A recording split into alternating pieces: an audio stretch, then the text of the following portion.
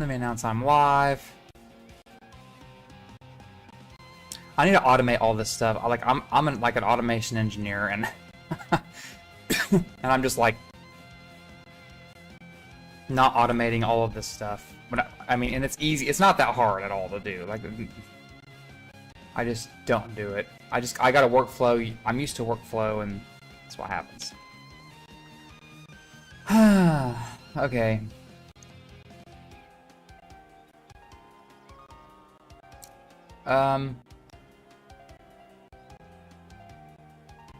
I want to see something. I want to make sure my video is like it's supposed to be. So, Switch out! Switch! I mean, it's pretty close. It kind of seems maybe like my video is a little. Switch out! Yeah, my video is very slightly delayed. I don't know if anybody notices that on your side. Anyway, I'm gonna pull up my chat.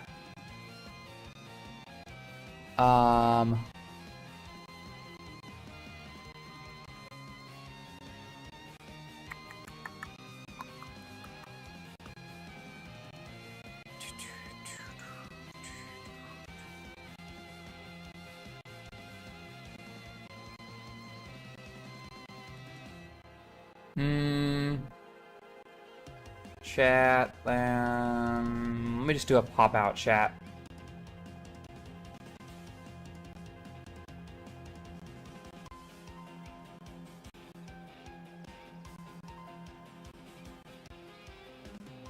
Hey, yeah, so I could see from both YouTube and Twitch at the same time. Alright. I'm gonna play a little bit and then see how everything is synced. I'm gonna I'm gonna fight this monster.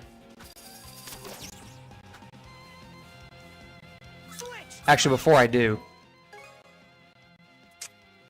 I got 100% on Glacial. Oh, Cerulean Blast is 100%.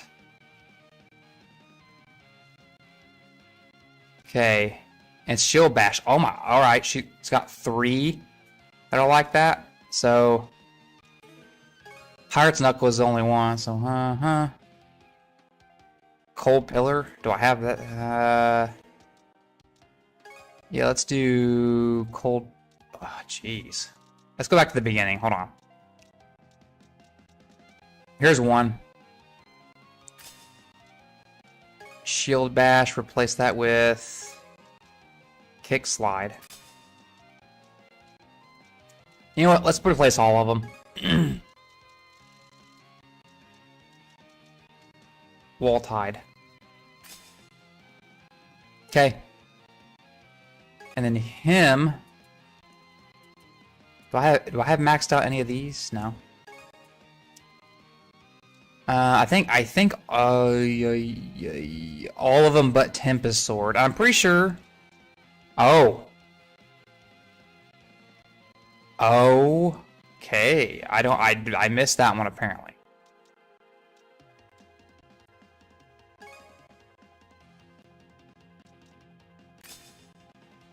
Look at the strength on that thing. Alright. Alright, nothing. I didn't miss anything there. Mana Shot, Flame Burst, Quick Pierce, Aura Edge.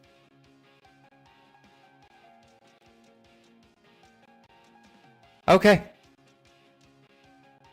Alright. And let's look at our release stuff.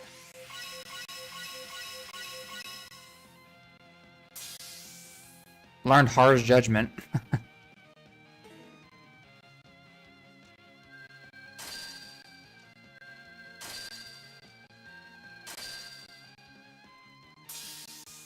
Weighty Thrust. Yeah, let's set it.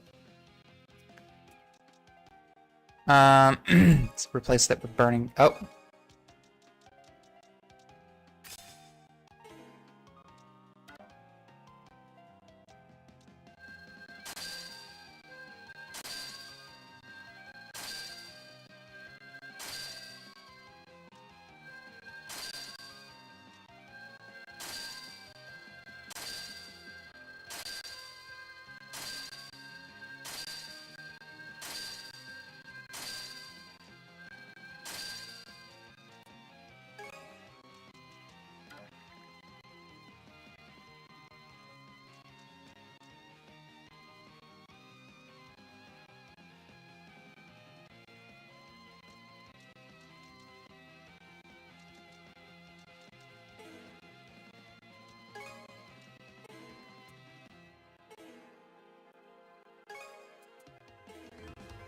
Okay.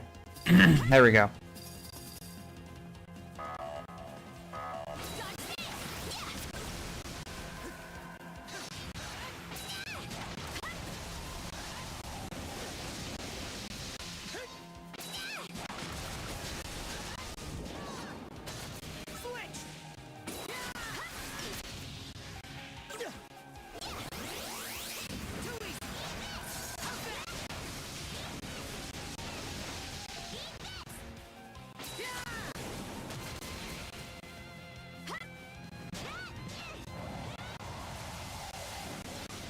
Can't see.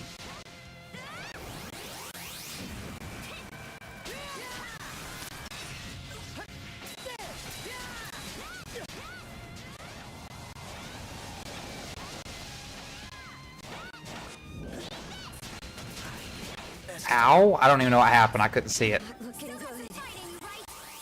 That was almost a corner. Can't catch me. How's that? Okay, we're gonna wait on that one.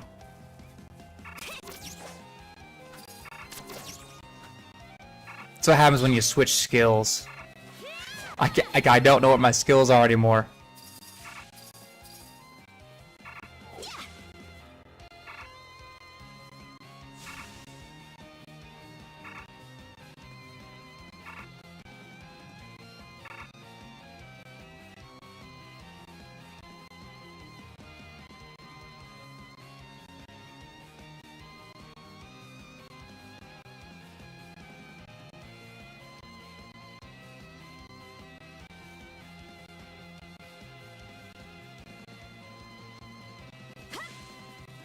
Dodge this.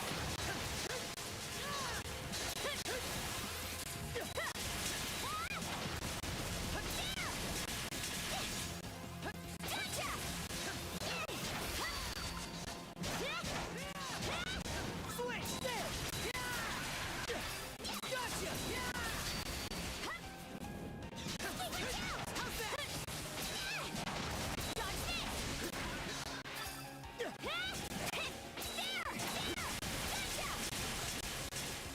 Switch. Gotcha. There.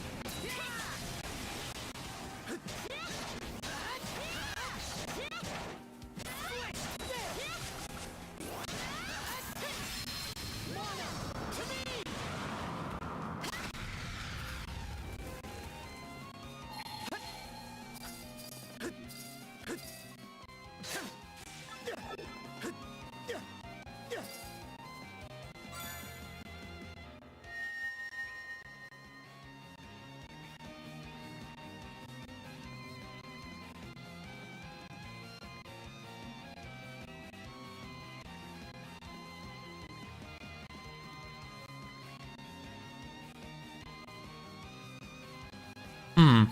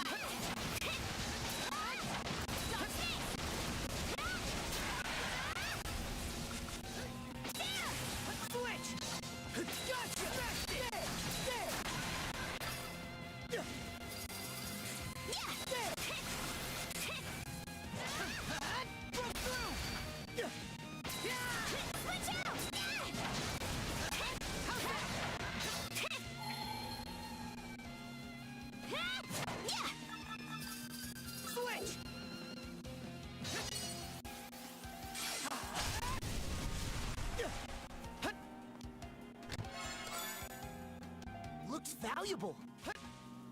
I really don't think I like the darkness gems.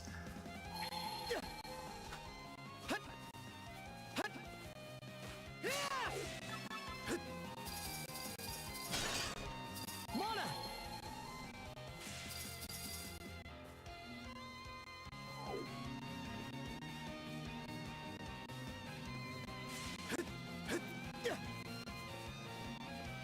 Let's make tracks. Mana sense might come in handy here.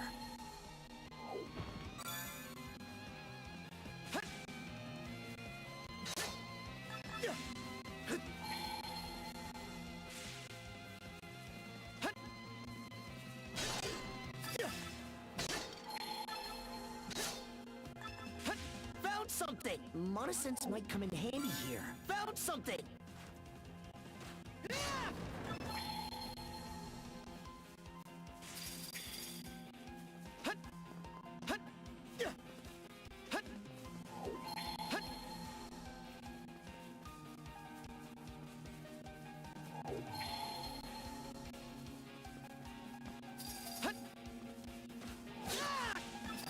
Switch.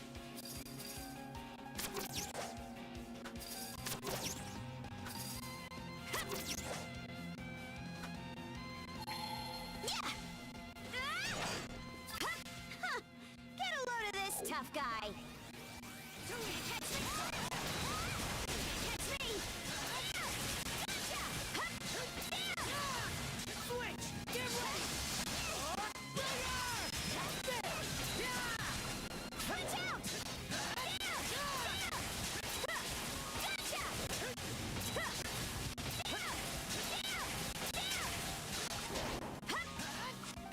Switch. There. Gotcha.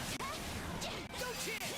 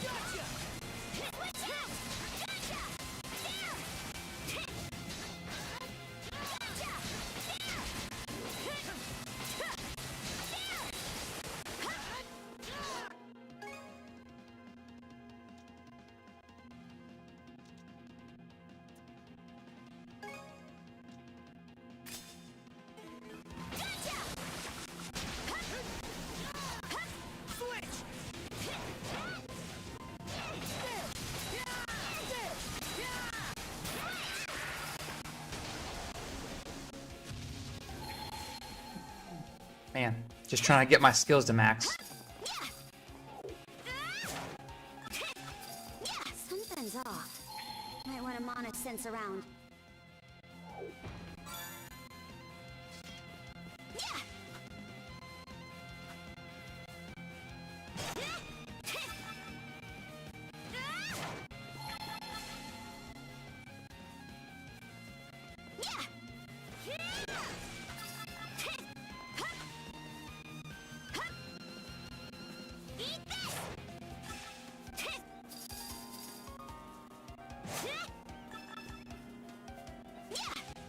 Switch.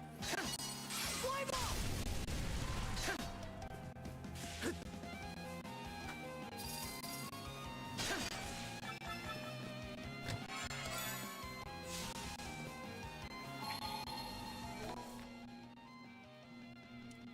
Alright, I got all the treasure here. The only thing I wouldn't need to do, that I really want to do, is kill this stupid monster here.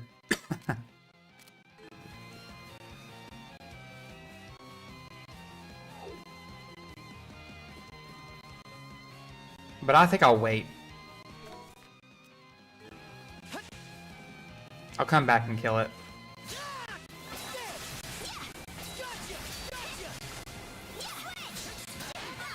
Getting started.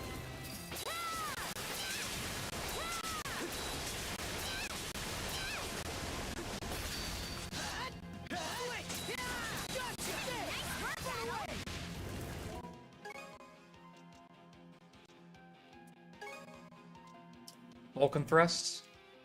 It's just a stronger version of weighty thrust. So you just do it with fire, and it has an explosion at the end.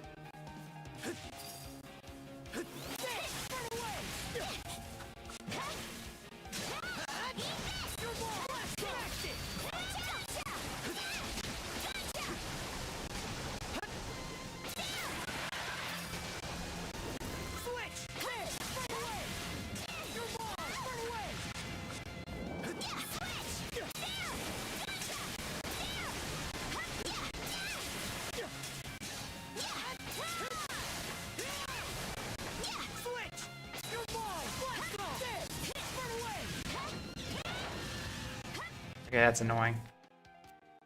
Oh, I'm going the wrong way anyway. Let's make tracks.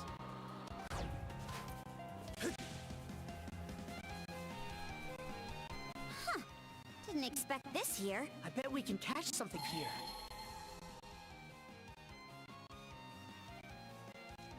Okay, let's give it a shot. Nope. Bet we can catch something here. I mean, we can. It's just nothing useful.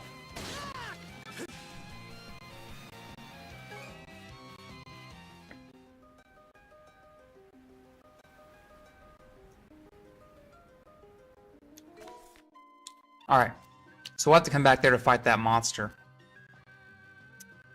Man, we got some... We got...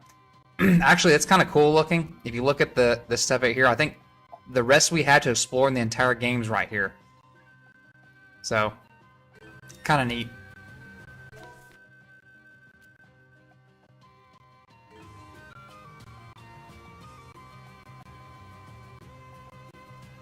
Well, it doesn't seem entirely useless.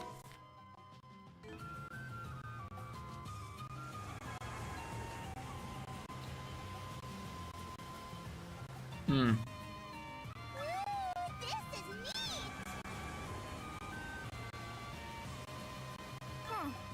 Might be useful. Let's swing around to the left. Well, this seems useful. Take the shot. Right on target. Oh, there's more miss. Might be handy. Take the shot.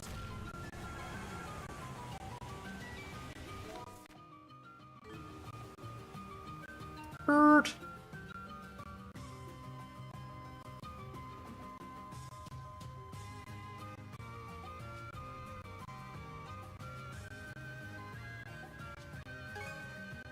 All right, let's do it. We'll take this place back all on our own. I can't sit idly by.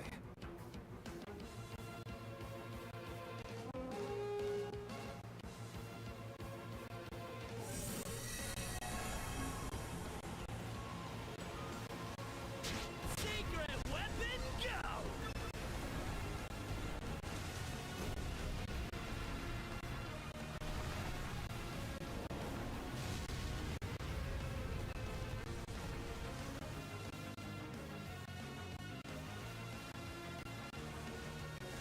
Time to pot some!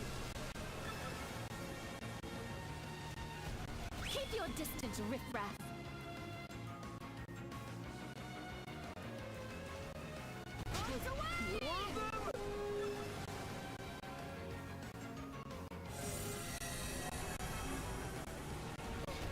Enemies all around us. Good heavens! Blast 'em!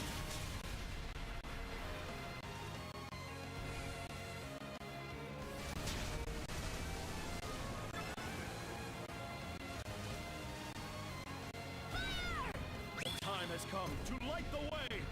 Let's beat up the bad guys. New enemies incoming.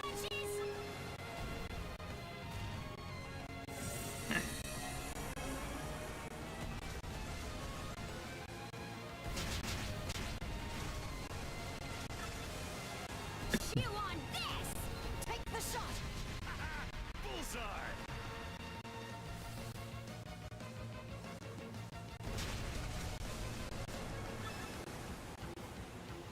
This is no time to be stingy. Bombs away! Oh, you.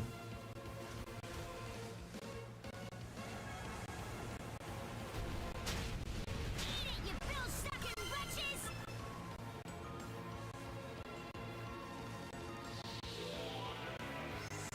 No barrier in our way now. Let's head ashore! Here's where things really heat up. It's okay. We've got this. Nom, nom, nom, nom.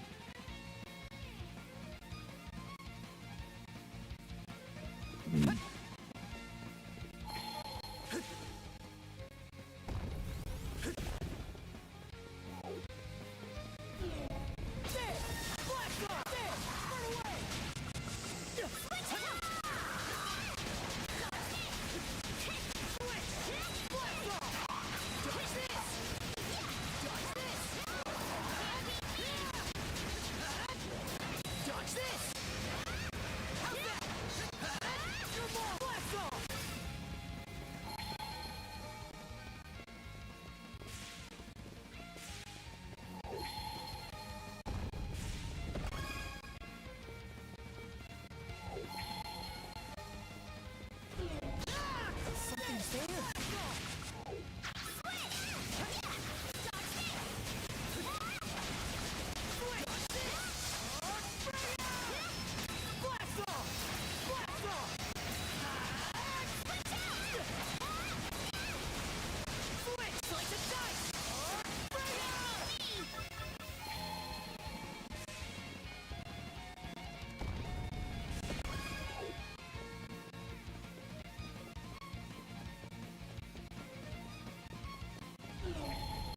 Oh boy.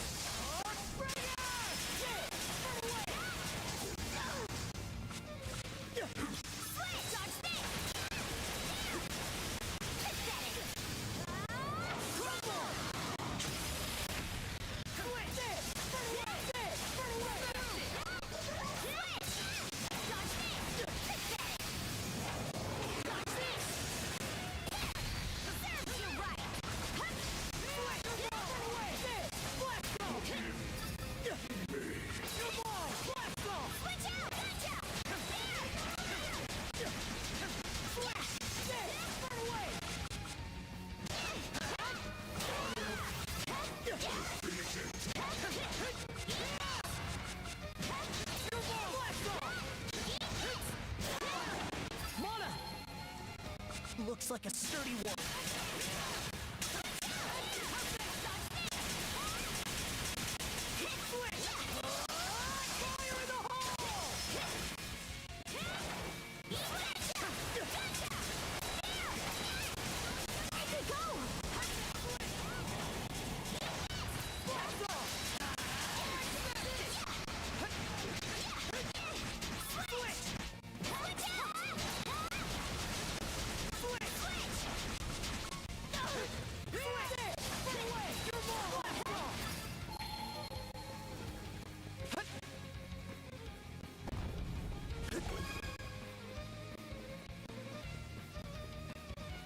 Ah, jeez. Like this is it.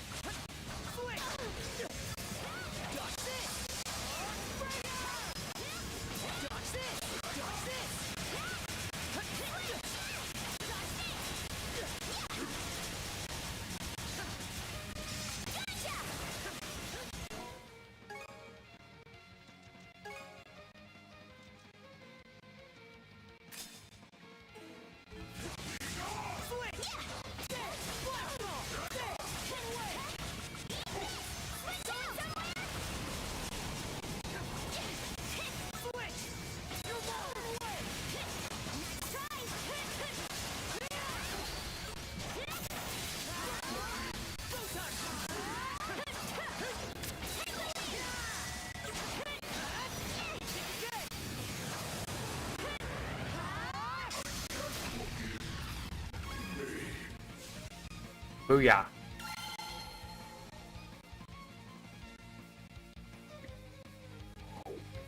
I don't see any more Krieger around. The fool's ran out of luck the second they stepped onto human turf. That went great. Ah, hey. Blessed paper scrap. That's nice. What's going on, Henry? I'm just hanging out, trying to chill. It's like last week was kind of rough. Though after this next week, you know, it's Labor Day, so like a 3-day weekend, which I can't wait for.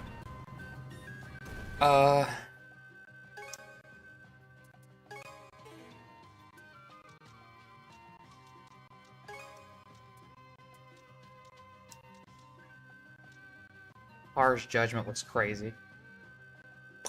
Okay, that's pretty strong. Where's Knuckle Master? Wall Tides Mastered. Storm Slash, okay. Yeah, so that's X and that's mastered now? Is there anything else for him that I need to master? I don't think there is, so I think X and square for... Oh, what do I get for, here. Hurt. What do I get for... What is it? Watch out! I need to see what I get for, getting an S rank there. I need a break. Has the Weeb Simulator pretty good. I got a new one too. This one's not exactly as much Weeb as the one I'm playing now. Expedition 33. Claire Obscure. I was told, and it does look like it when I looked at the battle system. This looks like the closest thing I can get to like a modern day Legend of Dragoon. Which, if it is, I'm gonna have so much fun. Yeah, doing okay under circumstances. Yeah, I hear that. Pardon.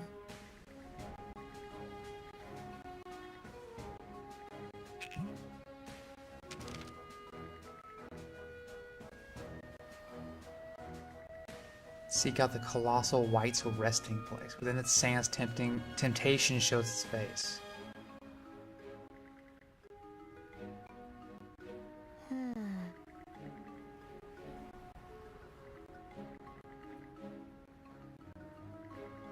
Yes.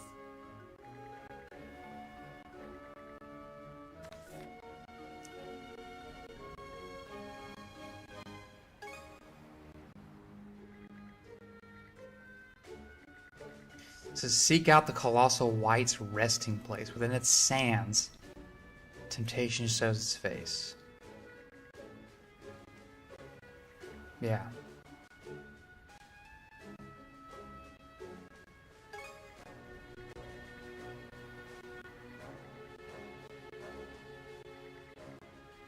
All right, let's do this.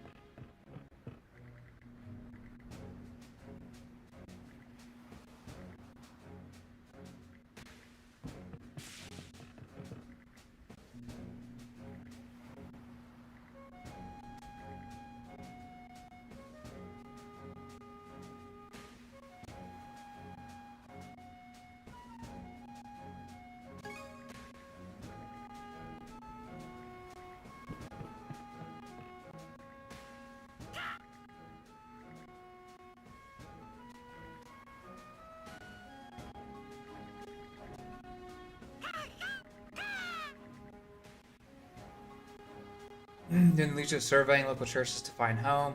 Yeah. Growing tobacco, collecting pipes, overcoming character deficiencies. Yeah. Yeah. I hear that. It makes me tired just reading that. Like, it made me sleepy. Ugh. Just thinking about all the stuff in the future is just starting to weigh on me. I'll give it everything I've got. Oh, I see. Anything else? Well, it's been a while since I actually bought a new weapon. Why is this stuff so expensive?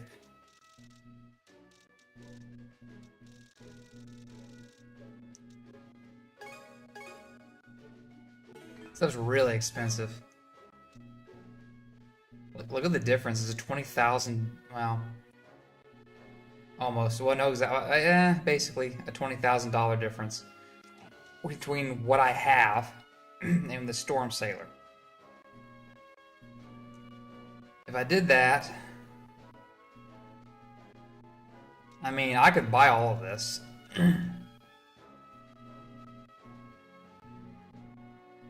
I'll wait just a little longer before I do that.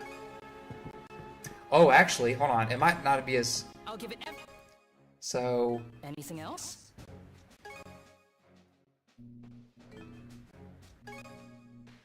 Is there no way to buy the, I thought I could buy it with Anything the, okay?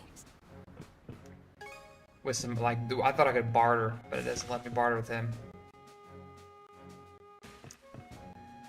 I've just been working, basically. Trying to survive. Build things up and all that. MJ, he's actually moving to the UK. Currently, like now. So, he's actually not, where was he right now?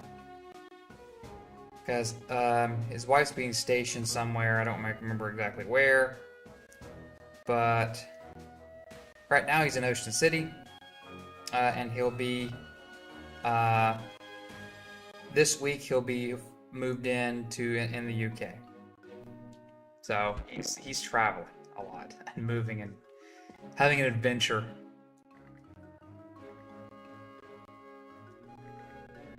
I don't, semi-permanently. I mean, basically once he, I don't know if he's gonna stay there.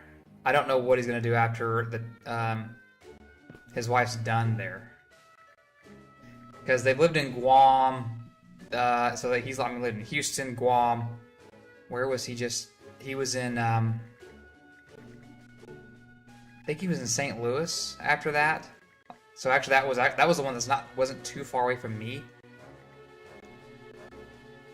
And then now UK.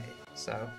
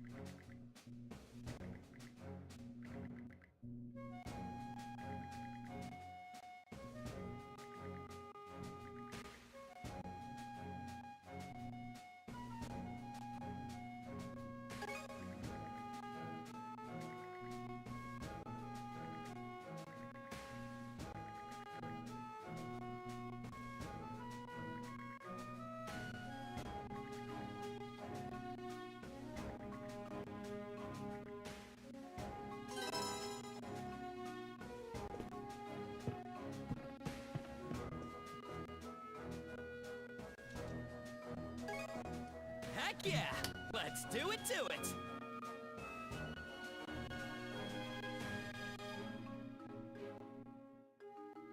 yeah, so it lets me go. Daily check? It's not letting me. It wasn't letting me select one. Heck yeah! Let's do it to it! It's not letting me go up or down. I can't go up or down. I can't choose any others.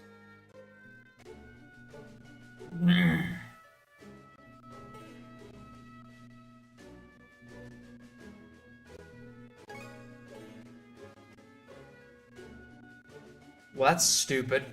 Daily check? There's a glitch. Report results. All Adventures. right. Here. Sea God's Incense. Port Runestones. It made. Blessed Paper Scrap. It's exactly what I needed.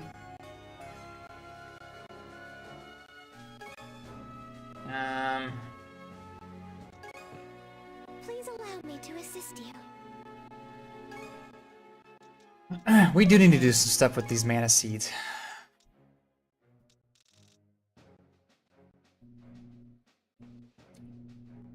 Now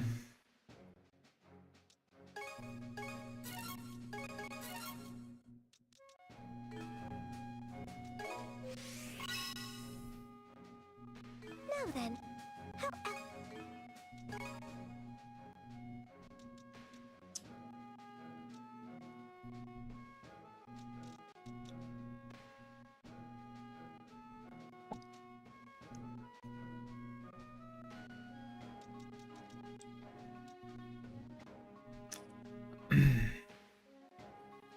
Can I just buy mana seeds? Whoa, what are these?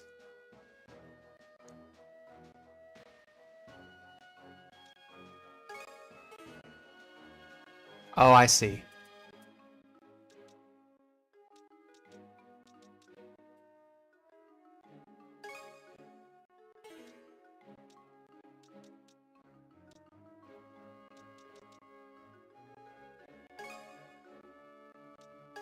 Here you are. Here you are. The potential is yours. Here you are. The potential is yours. Here you are. The potential is yours. Now then, how else?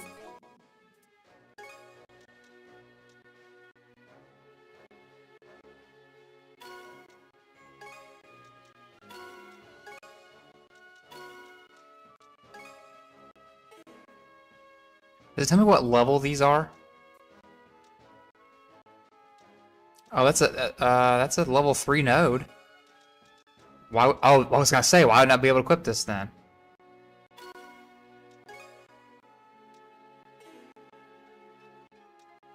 That's a level 2 node. Okay, so I'm finally at level 3 nodes. Is that what? Is that what I'm being told here?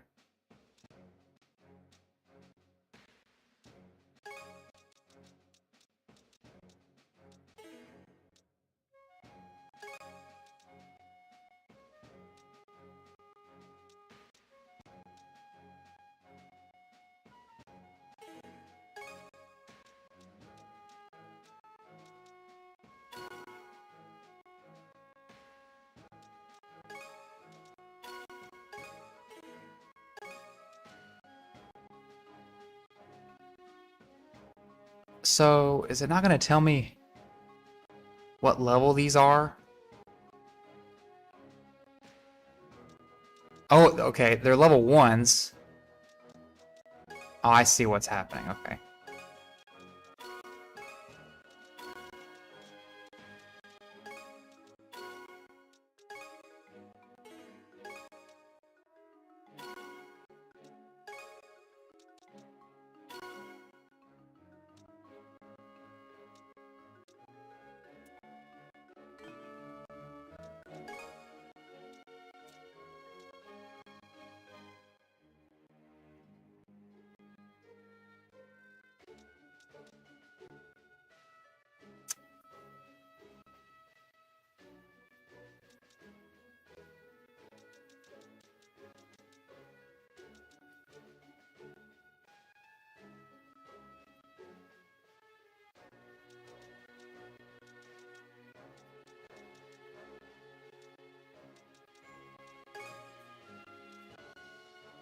Here you are.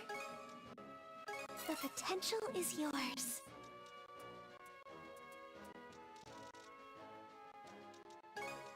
Here you are.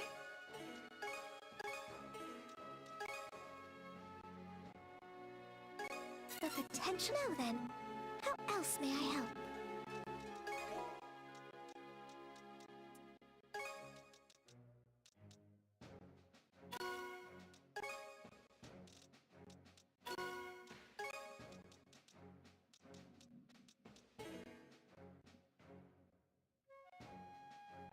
Okay.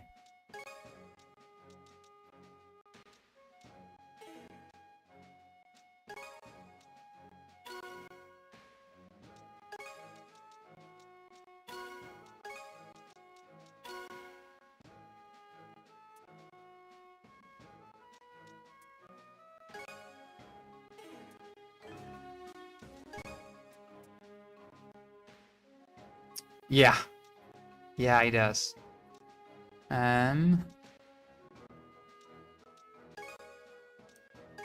The potential is yours. Here you are. Now then.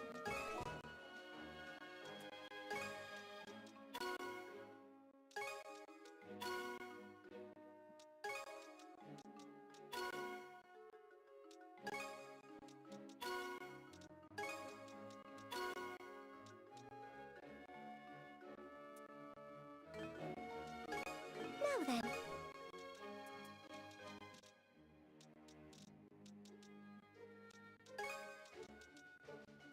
The potential is yours. The potential is yours.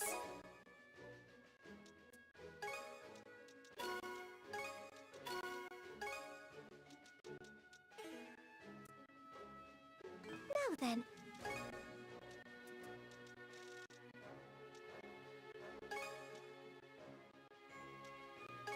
Here you are. The potential is yours. Now then.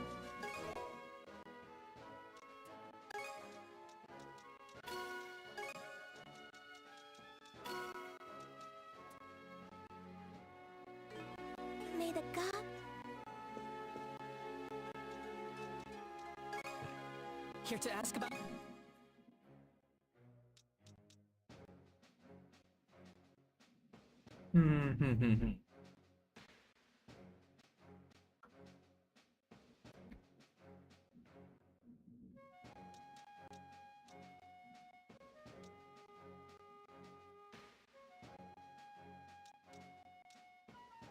Anything else? You know where to find? Okay.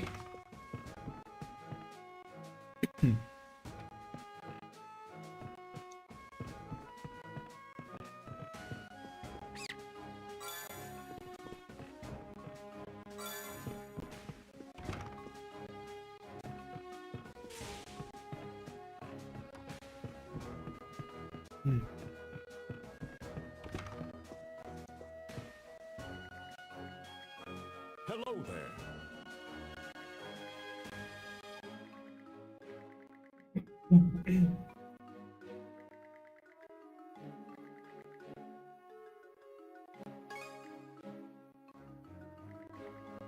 However,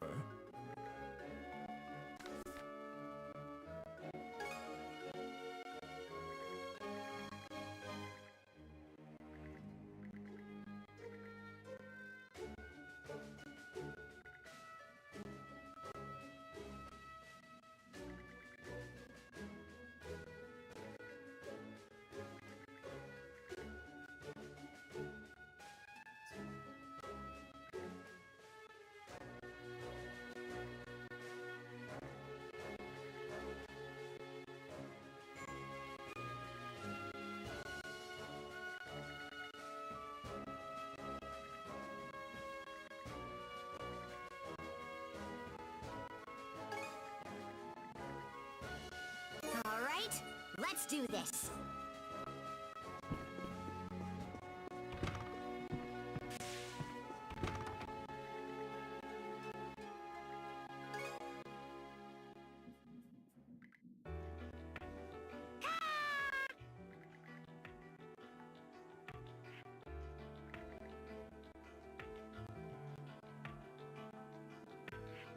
Karja.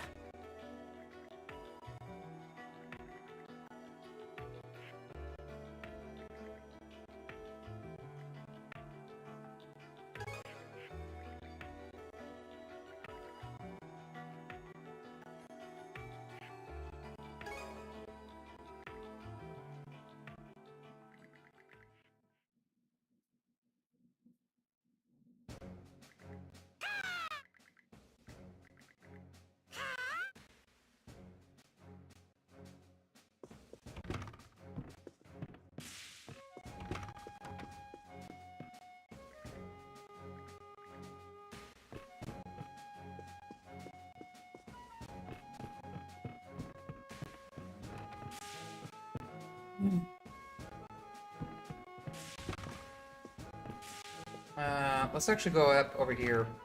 Let's go ahead and buy this new gear. I'll give it But everything. just because I have to. It's just who I am. I have to.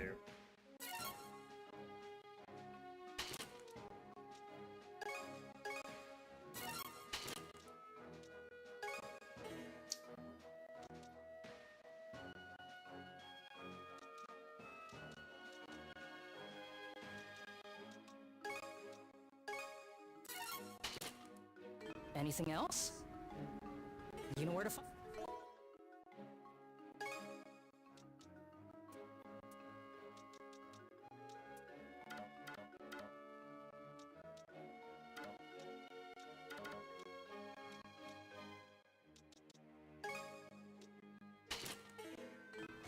I'll give it everything I've got.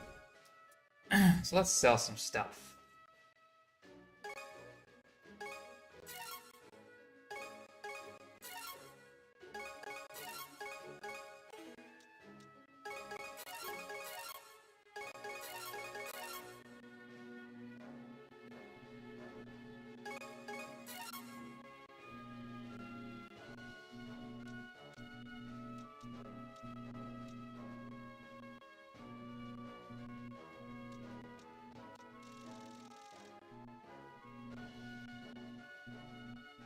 Anything else? You know where to find.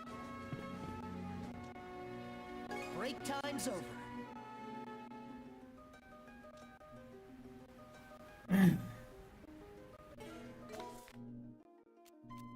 So there's that monster there.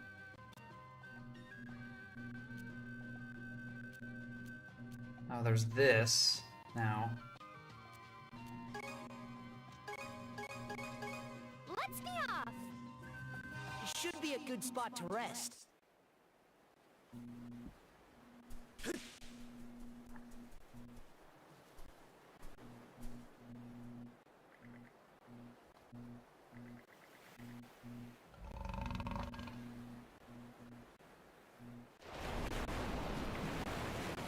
Hey!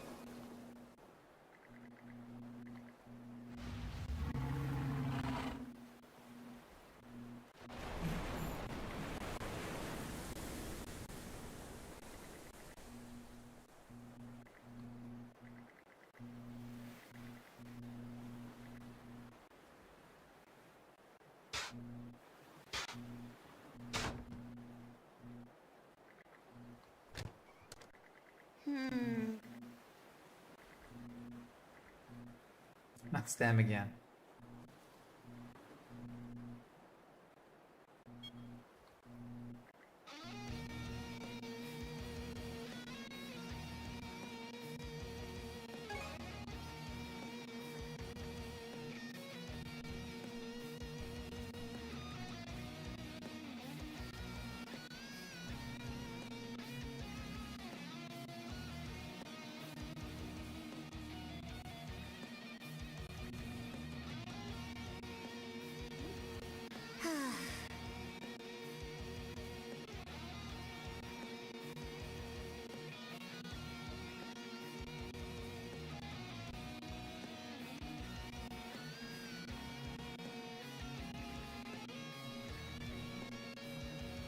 Hello.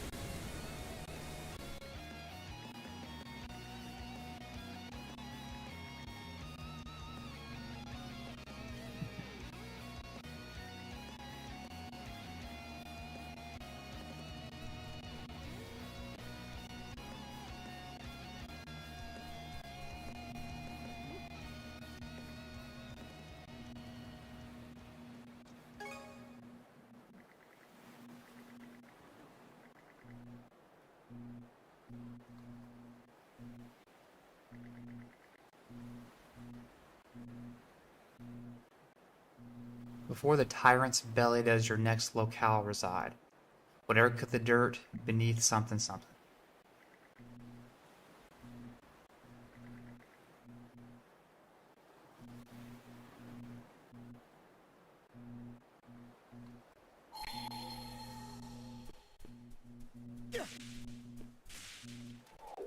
I bet we can catch something here. Okay, let's give it a shot.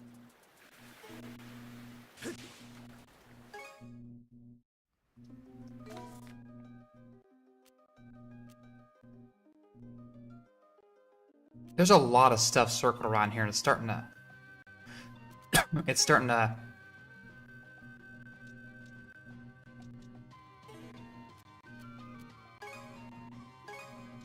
bother me. Let's get moving then.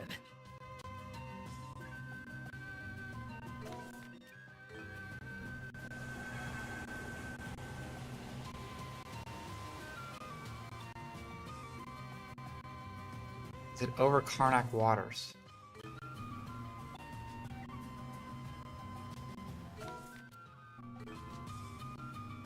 Over here?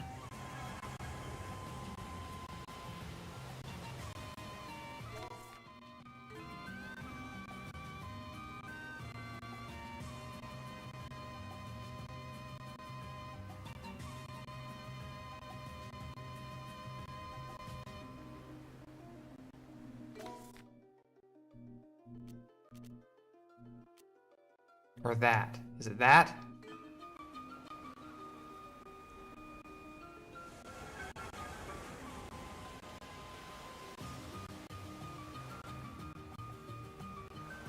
We can make use of this.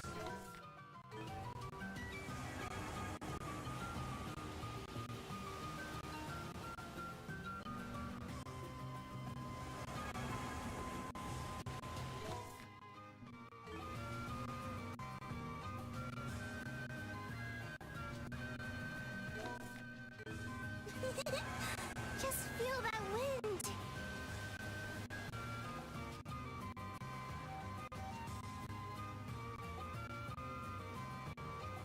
I don't want to fish.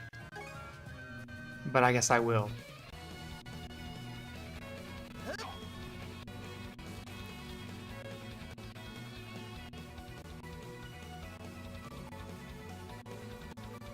Go fight!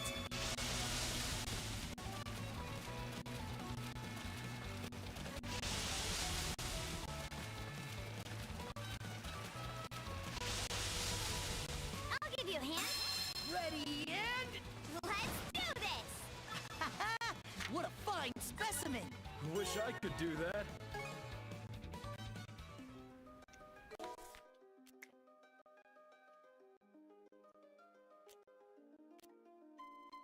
I think it's just a ship right there to fight. What's this? Okay, that's that thing I was... Okay.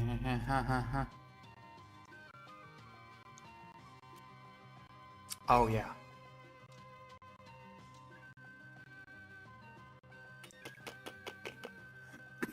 Entrance. Let's do depths. Wigger! It should be a good spot to rest.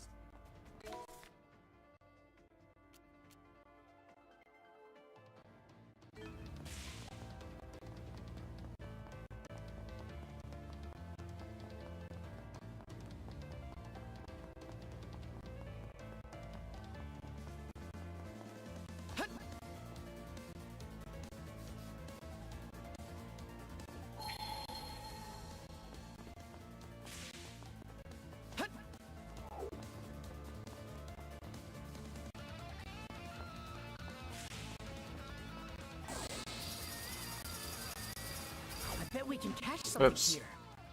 You?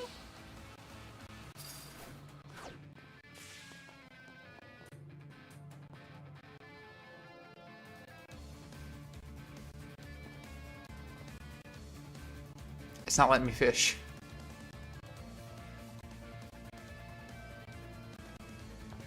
Oh, now it's letting me fish.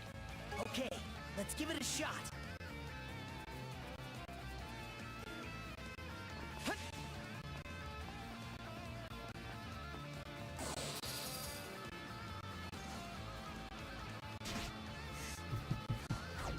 Get out of my way.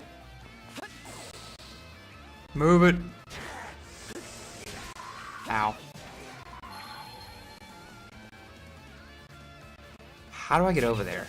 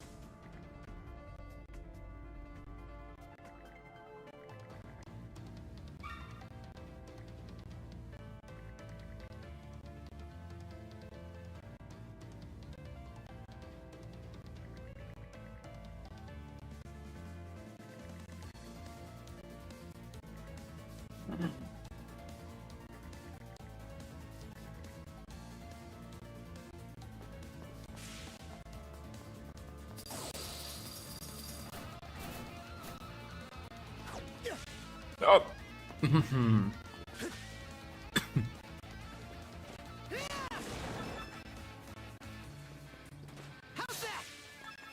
I should be allowed to walk down there now and get that freaking treasure chest. It's been bothering me all game. I remembered it this entire time.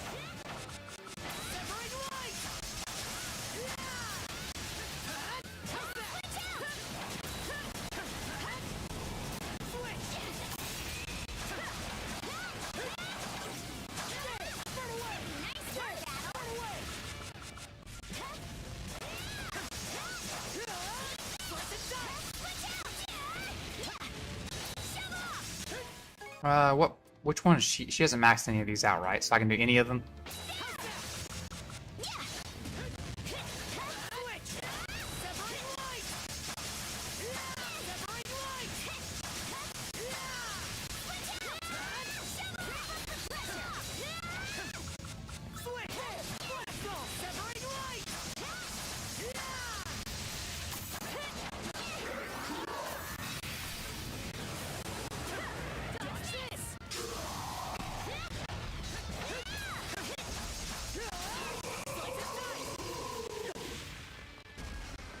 Give me this. Ascetics Arcanum. Looks valuable. I didn't see what it was. Crap.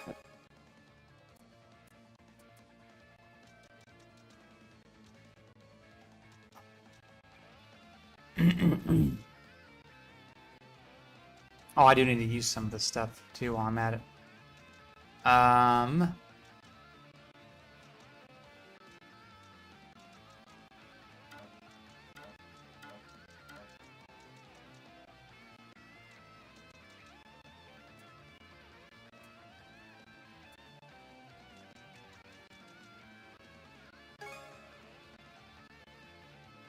did it!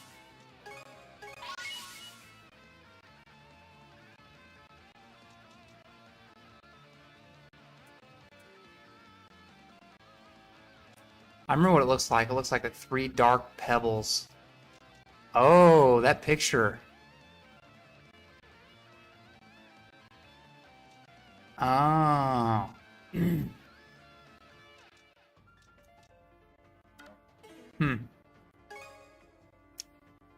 Alright, there it is. It just adds a level. That's what that does. Experience 10,000 all allies. Why haven't I been using some of this stuff? Experience 100. Well, why don't I just use this? It's static. Just use it.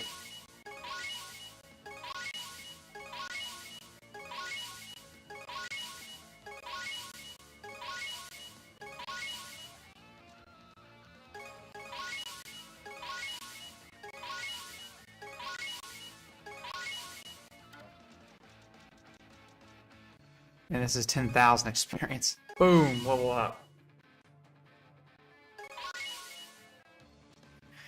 And these are automatic levels. So these are different because this isn't a static amount. It's a level up. So the longer you wait to use these, the more effective they are. So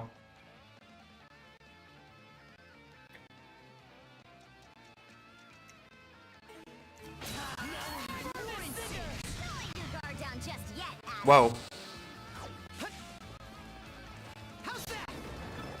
Yeah, definitely. Wait, what? I got a new. Hold on. I got a new ability. It acts like I got a new ability.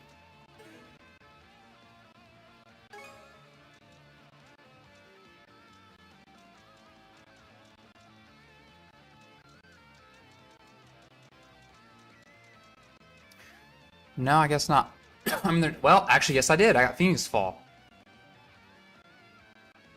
Let's equip that then.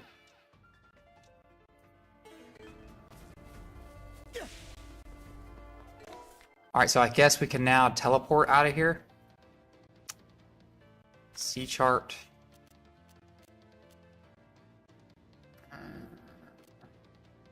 There's a lot of places on the map that are circled.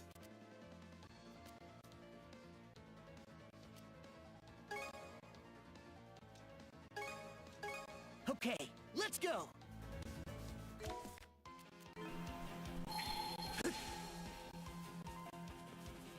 Level 97, use the 2 level ups. Yeah, yeah.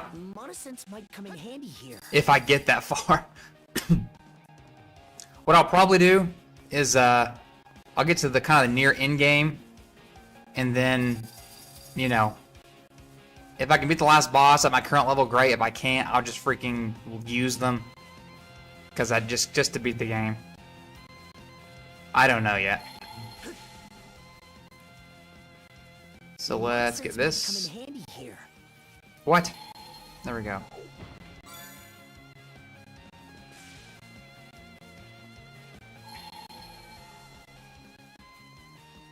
Didn't expect this here. I think there's something around here. Didn't expect this here.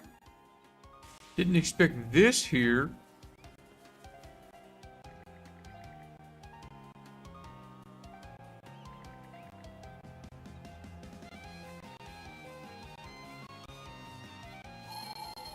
Oh.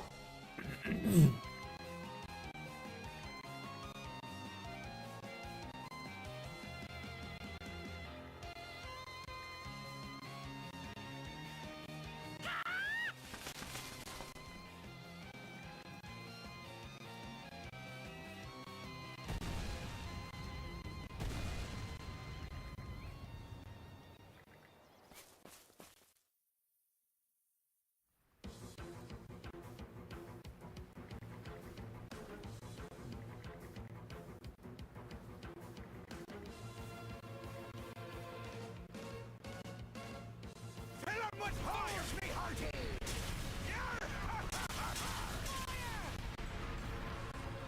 Here's one with your name on it! How you like that?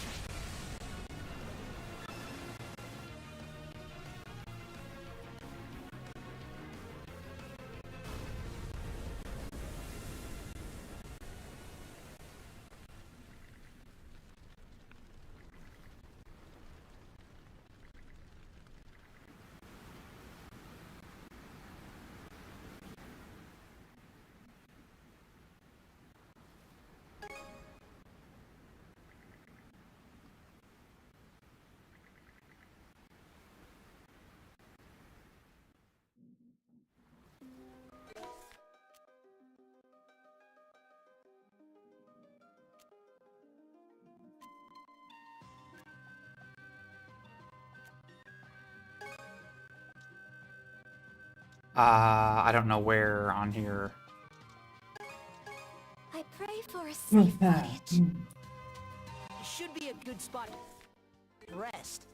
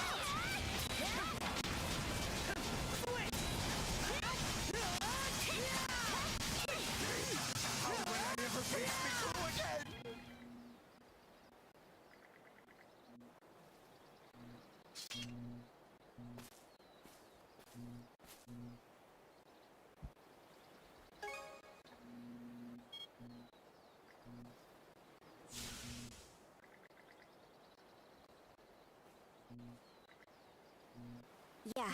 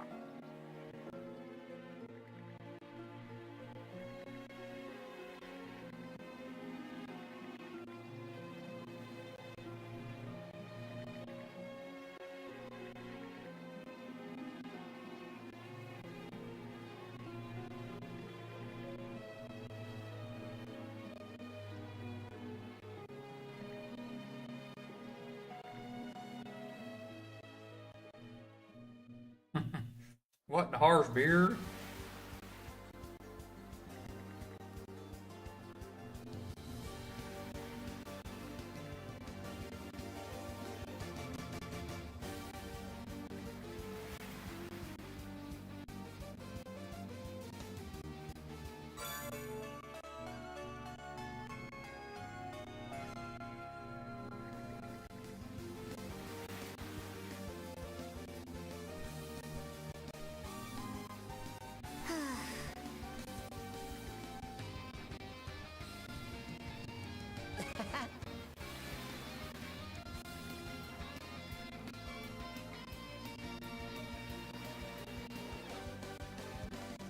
That takes care of that. Man, this game has such good music. I love the music in this game. It's so good. Just all the East games have great music. Just good stuff. All right.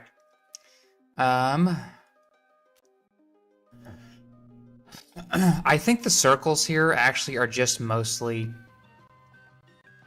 for places I haven't got all the treasure, and I don't really care about that at all. So there's the monster there. Oh, okay. And that's the other part of that quest. So let's go here, I guess. Can I go east actually instead?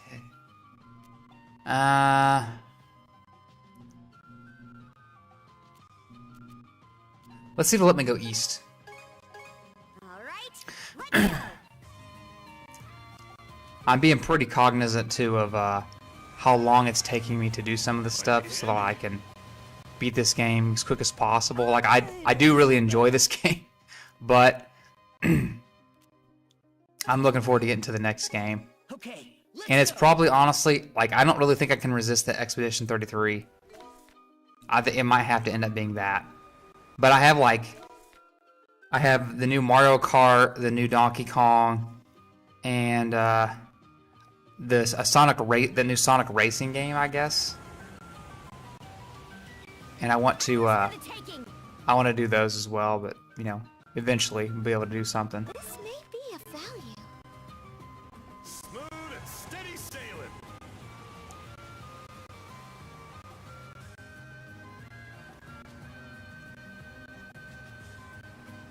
Okay, let's pick up the pace.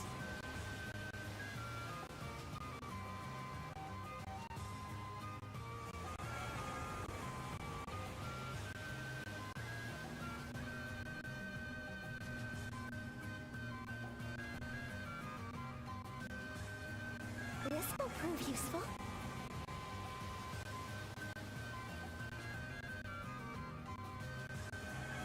Snagged a little something.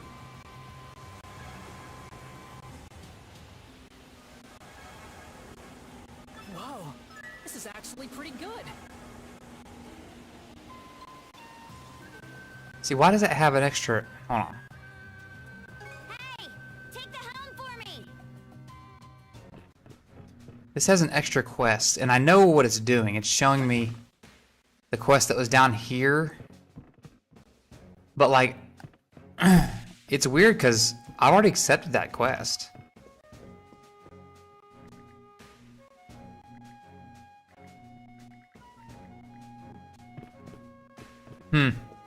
Maybe he has two and it's just stacking and I can't accept the second one right now. Whatever. Don't know. Off we go. Lady Leela, do you remember me at all? Huh? I'm the one who begged you to bestow me with mana. Guess I didn't power bow enough, huh?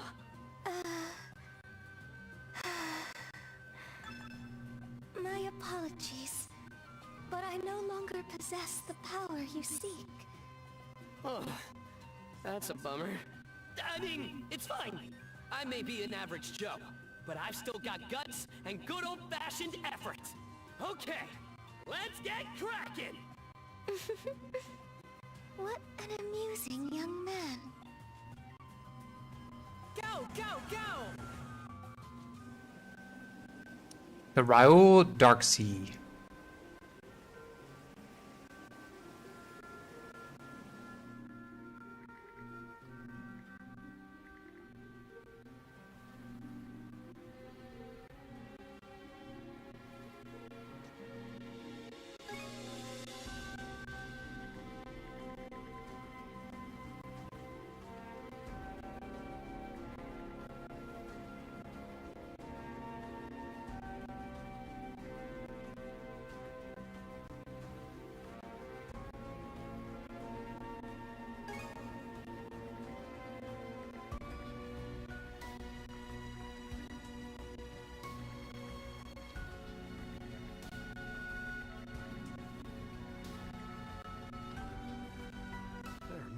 whirlpools all over the place.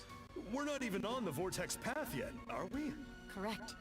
It's said that this nautical region has always been prone to spawning eddies. I know you want to see one of these things up close, Adol, but don't get us sucked in. Maybe somebody else should take the helm? Whirlpools, the nickname for whirlpools is eddies? I didn't know that.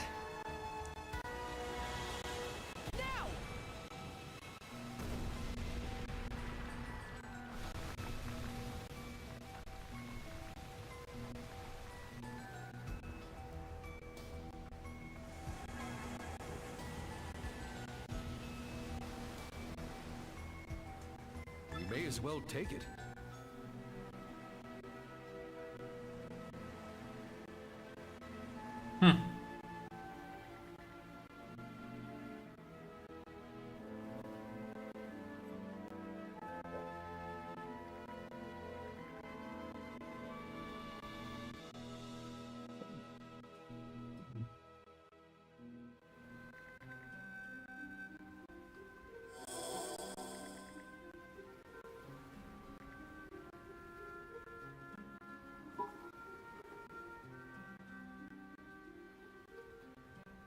Look at all those bits. 21. Heck yeah.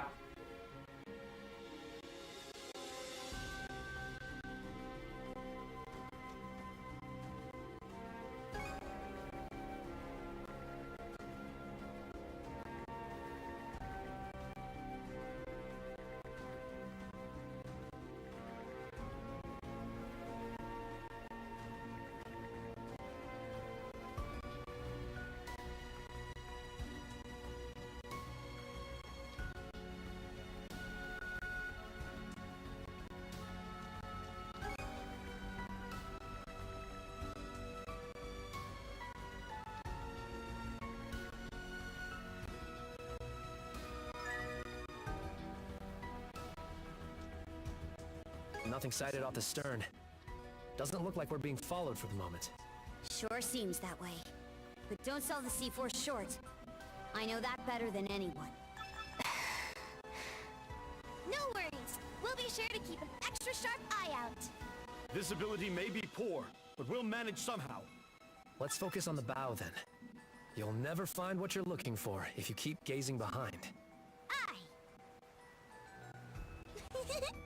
Just feel that wind.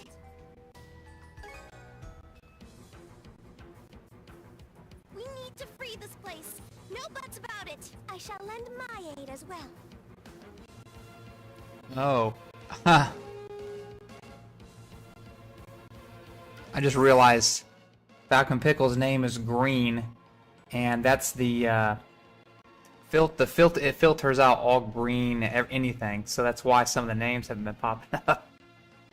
It's like, oh, okay.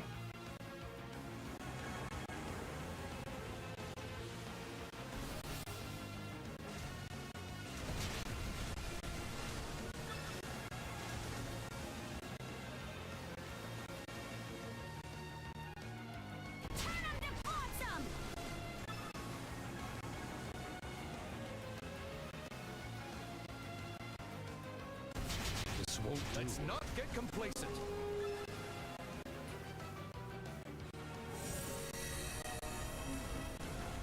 The time has come to light the way. This! Beat up the bad guys!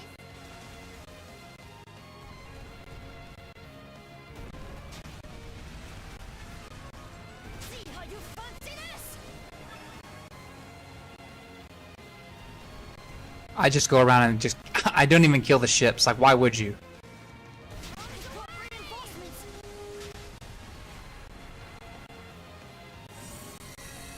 Oh. You want this? Keep your distance, riffraff. Right on target.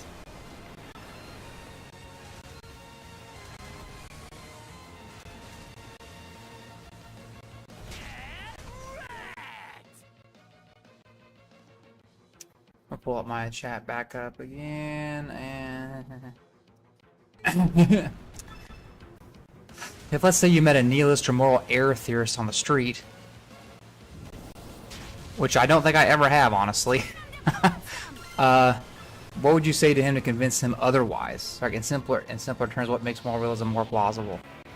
I would say the exact same thing to him as I would say about external world realism. Here's where things really heat up. Because the justification for both is the exact same. So I mean, if the person, I mean, like all, so far as I know, external world anti-realists are going to be moral anti-realists, right?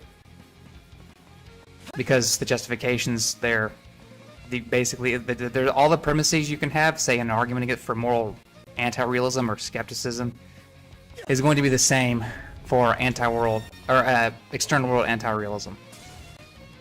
The same justificatory strength, basically, between the two.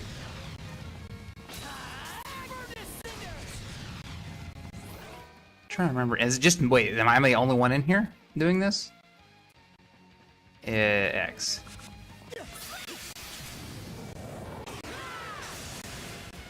So I mean, I might start out the conversation semantically. You know, I might say, well, so when someone says X is wrong, and I'll give some example. It's like, what do you typically mean by that? Like that? Do you think that they're correct, or do you have a specific meaning of wrong that you're thinking of? And then we'll go over whether what they mean by wrong is what is why I understand moral wrongness to be. So, like, you know, if they said, well, by wrong I just mean less useful or not useful given various goals or preferences. If that's what they mean, okay, that's just prudence, right? Or something like goal attenuation or something.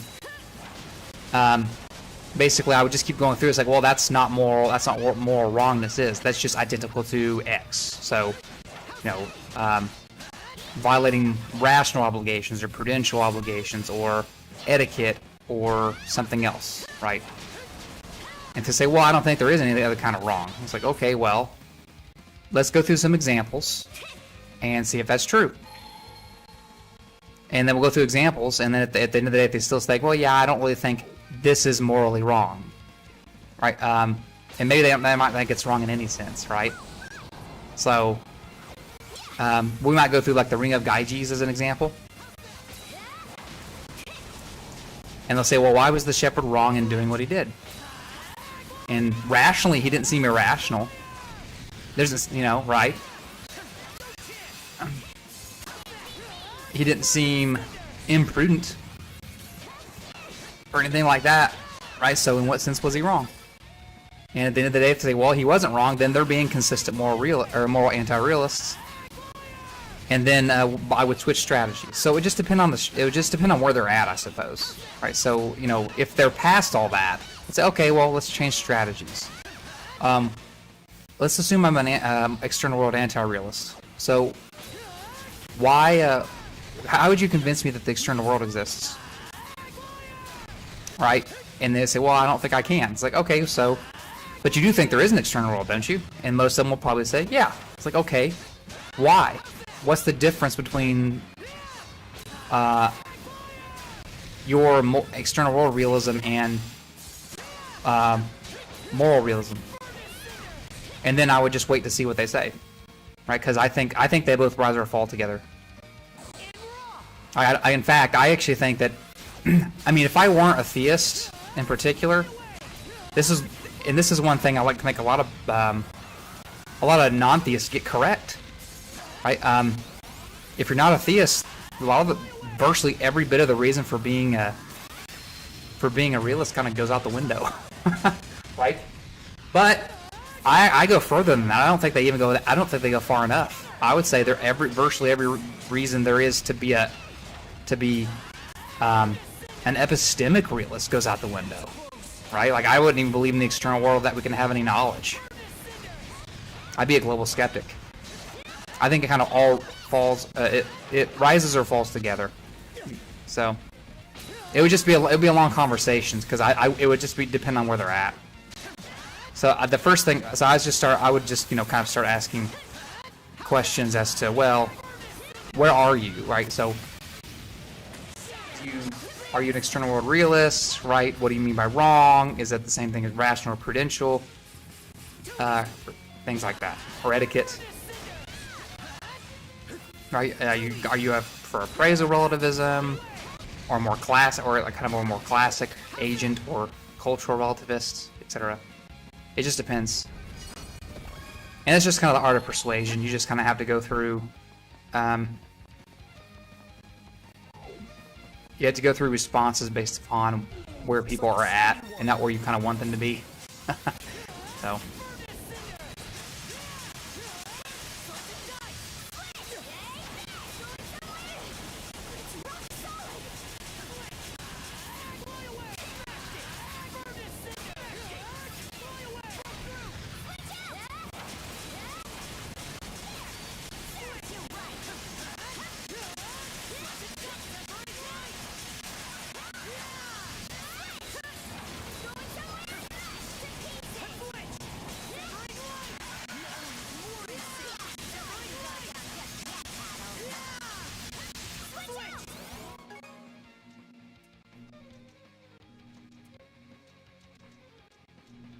Cyclone Tide is done. Guardian Pirate Storm.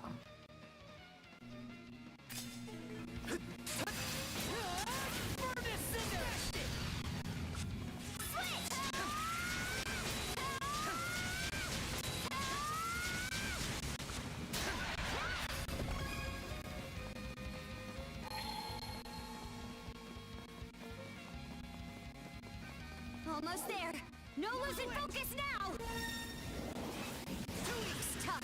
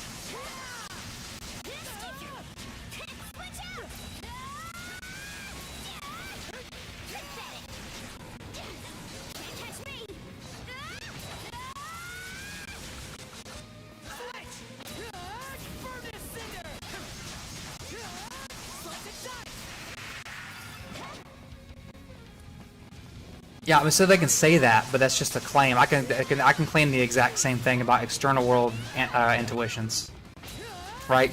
I would just say, well, any intuitions. I could just deny all intuitions, and therefore no knowledge is reliable.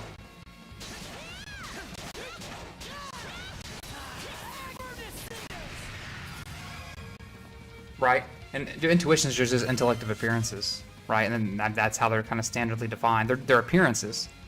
And if we're going to say that moral appearances are unreliable and therefore moral knowledge is unreliable, then, well, okay, I'll just respond by saying, okay, external world appearances are unreliable and therefore knowledge about the external world is unreliable. And you think about the language changes, right? Like, well, by wrong I just mean some kind of mental state or or a preference or a goal or something. It's something that's, or something that's not attenuated toward my goals and those kinds of things. I mean, you could do the same thing with external world realism. You could say, well, by external world, I just mean maybe a world I can't control, but it's still on my head. Wink, wink. Right? You can still do the same thing. There's no difference.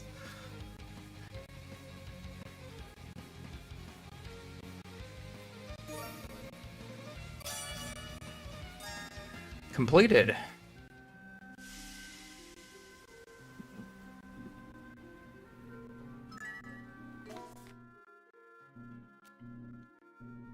And this is the thing too, like,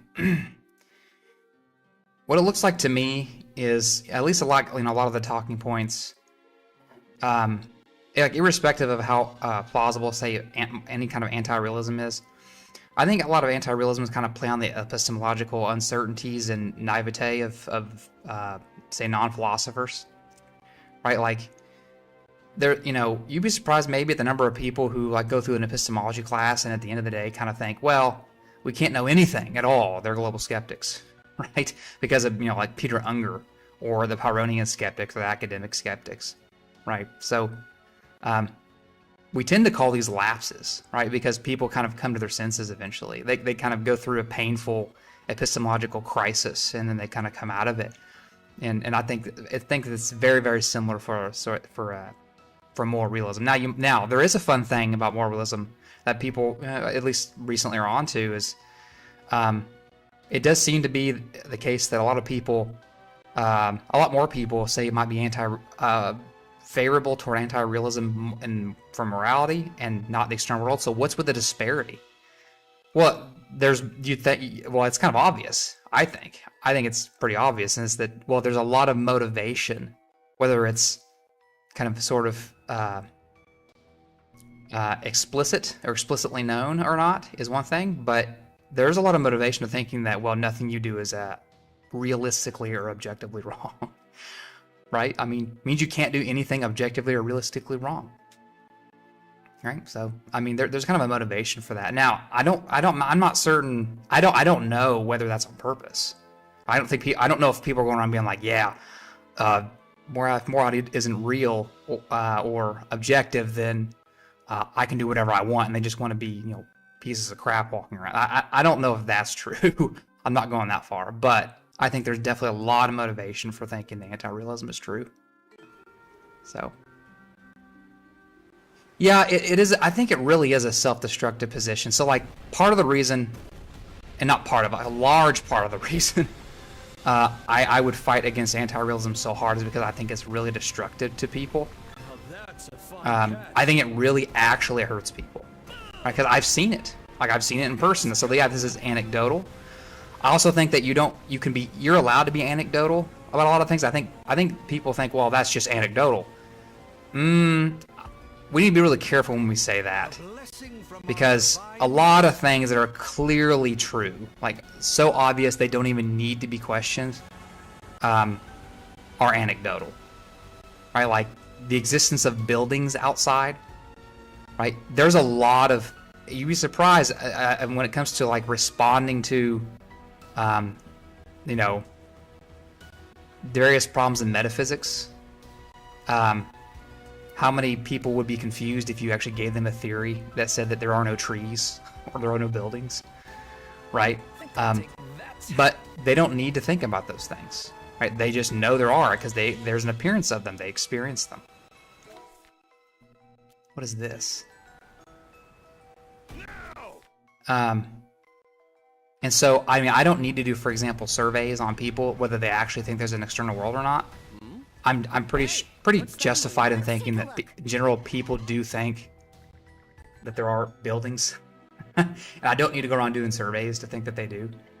And I think the same thing's true of morality, though I do grant, there's more of a reason that people would have to reject morality rather than the external world.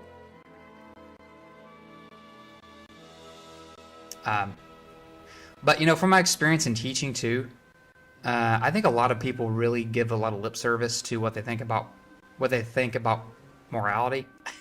There's a lot of people who are like, well, yeah, I don't know, I think it's up to each person. And then they go through the class, right? And it's just a standard class. Like I don't go around being like, well, you should be a moral realist, right? But they come out the other side thinking, okay, well, maybe that's not very tenable, because it's very easy. You only take like 5 minutes to think about it. But so, I mean, yeah. And I think it was Louis Antony who said that any argument for anti-realism is going to be based upon premises that are less obvious than the reality of morality itself, right? So, yeah. I always thought that was true.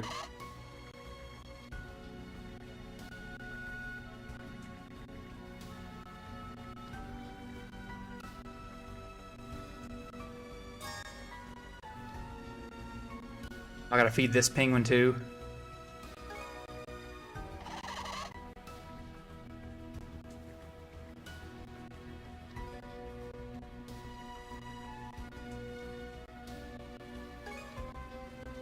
I don't know.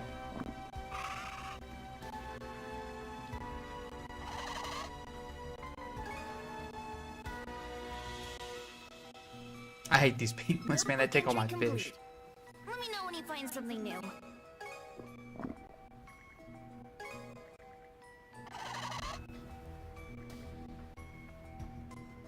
It only likes ancient fish? That's kind of crazy. Okay, Gotta be I'll more keep going. careful.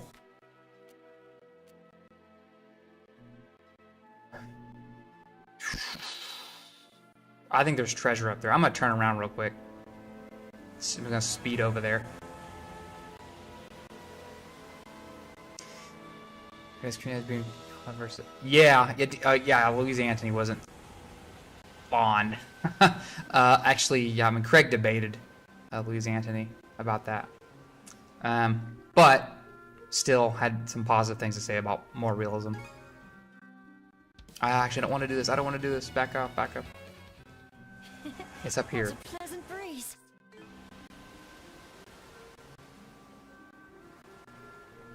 But yeah, I think that what Anthony said was true about that. And it's funny, like that also applies to the external world, doesn't it? Any argument for external world anti-realism is going to be is going to contain premises that are less obvious than the reality of an external world itself. Remember seeing this terrain on a map? True. Let's check it out. True for both. And that's one thing that people don't seem to understand too, is there's a big difference between talking about the modes of reality versus reality itself. That takes care of that. Because the way you argue for fundamental reality isn't often the same as the way you'd argue for, say, in quantum mechanics, right? You argue for a different interpretation of the physical constants and quantities in quantum theory, right? So, say you're arguing for the standard Copenhagen interpretation or something. Those people are arguing for about a mode of reality and not reality itself. So they're not arguing, hey, is there an external world? Right? That's much more fundamental than talking about the mode of a mode of the piece of the external world or something.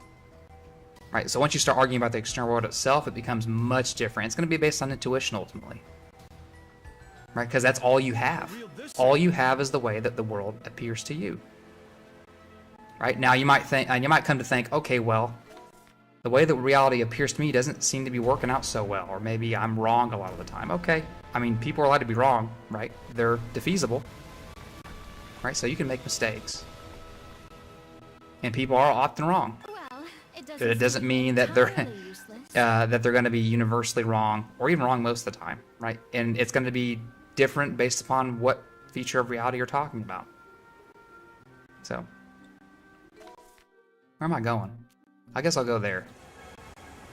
That's weird because I think here's this virtue ethic system with a literal incarnate exemplar. Let's pluck that out. Yeah, well, so How do you like that? it's a mixed virtue ethics system, virtue ethical system. So it's not pure, but it's mixed, right? So this is what I say to people all the time. I tend to take a Let's go ahead and grab a trilogy of views, right? So on one hand, yeah, virtue ethics makes sense to me. Natural law theory also makes sense to me, and divine command theory also makes sense to me. They just explain different things. There sure are some amazing So I think they're all breakthroughs in good. there. I think they're all right. seen that before. But I don't think one is right on every point, right? Because I don't think they're even trying to explain the same things. Guess we can't observe it anymore. Very similar things and necessarily connected things, but not the exact same things. You never know what'll come in handy. Here we go. Honest to goodness, Sea King's Throne, huh?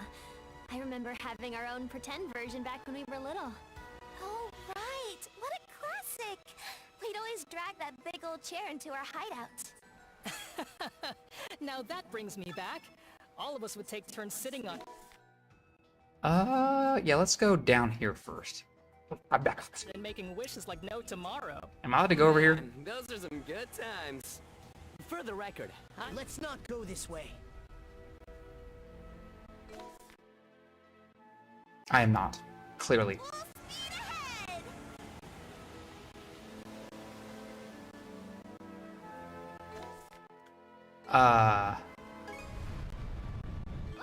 It's so blustery. Nobody better fall overboard. Keep the helm steady! Blast him!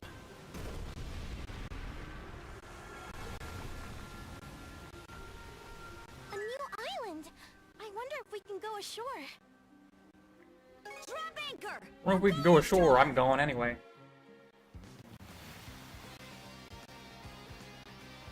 Oh, this is gonna be fun.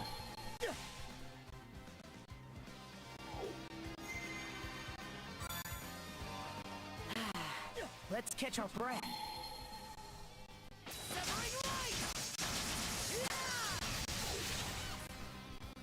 Mona! Found something! Slice and dice! Bring her!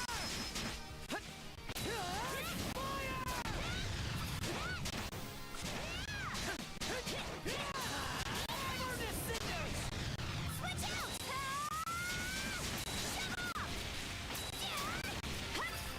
Ice down!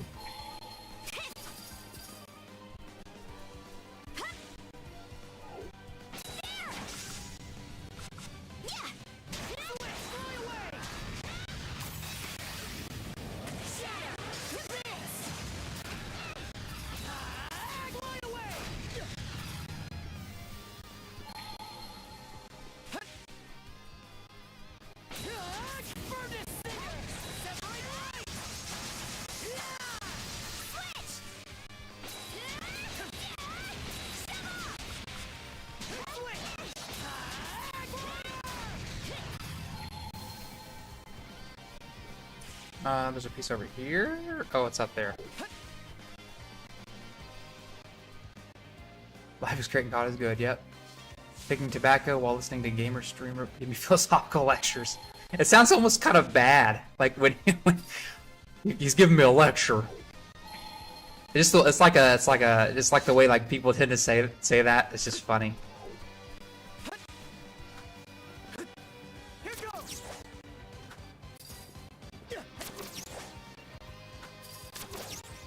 I was glad you're having a good time. Like, a lot of life just does feel like trying to find a way to enjoy it, like in the valley, you know, instead of on the mountain. But man, it sucks being in the valley. I don't have to tell you, right?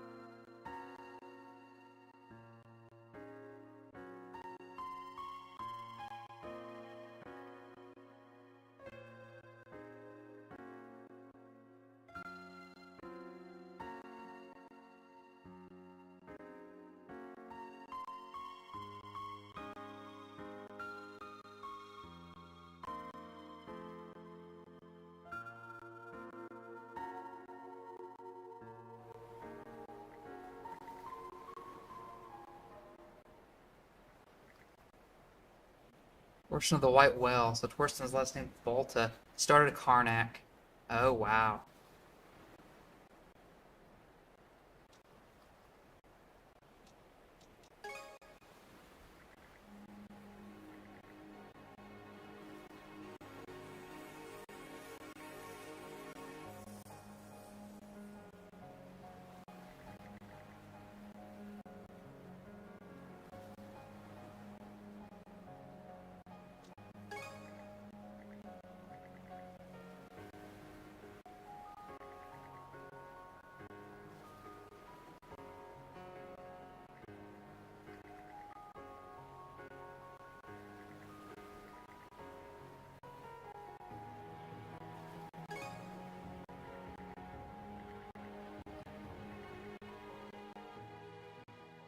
Huh.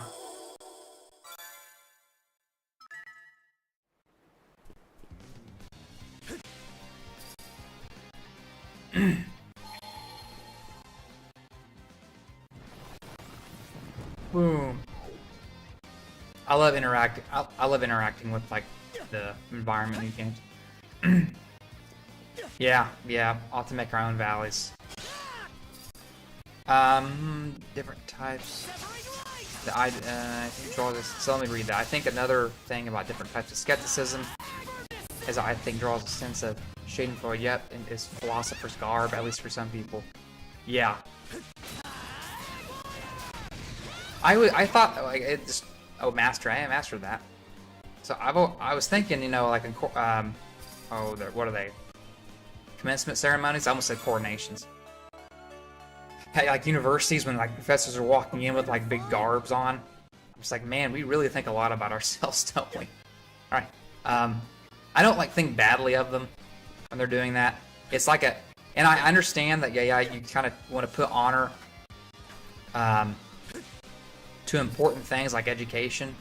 So I didn't really knock it. I was just kind of like, it's a little weird. Not bad, just kind of a little weird. Yeah, but yeah.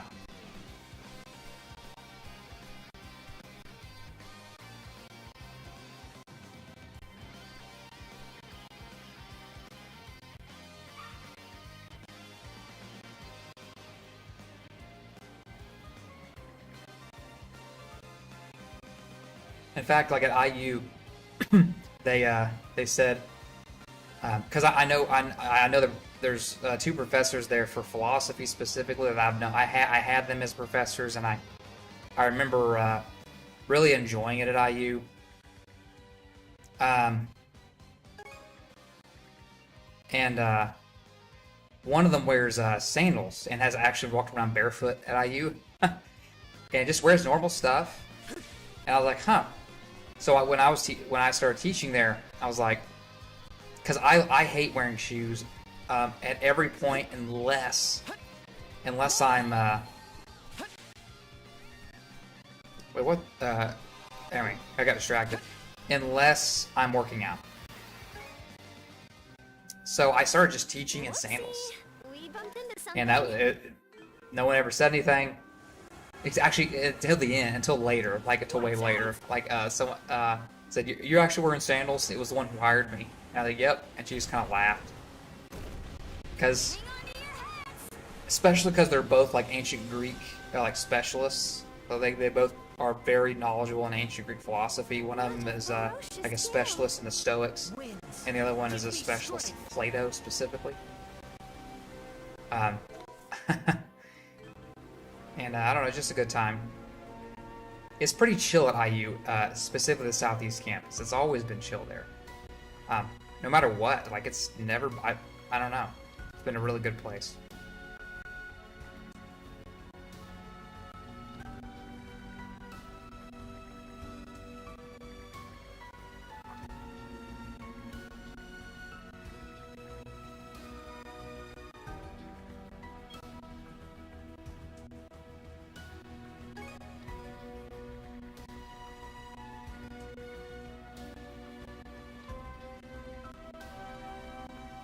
Oh, this is gonna be fun. Alright. Here we go.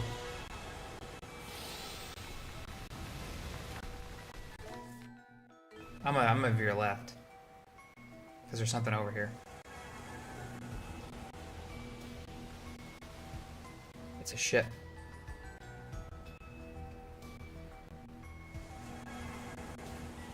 That's probably gonna attack me. Seems like a merchant ship to me. Oh no, it's correct. It's not gonna attack me. You can tell by the way that the dialogue's worded. Yeah. Yep.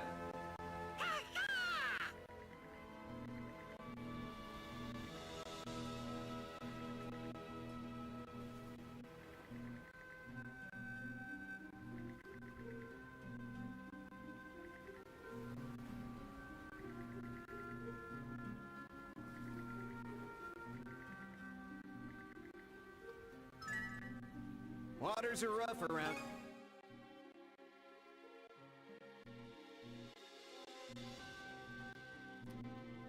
Anything? Pleasure doing business. Oh, he has crystal shard sets, doesn't he?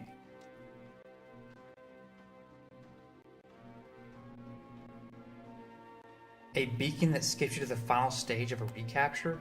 That's really cool looking. Pleasure doing business. It turns experience into gold. I'm buying that. It's all yours. I'm not gonna equip it right now though.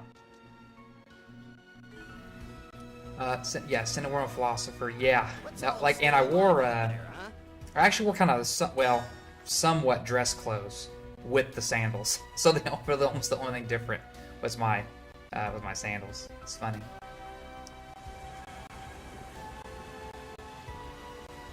Great. Now I gotta go this way. Yeah, let's do that. Shoot that down. And let's go through the center.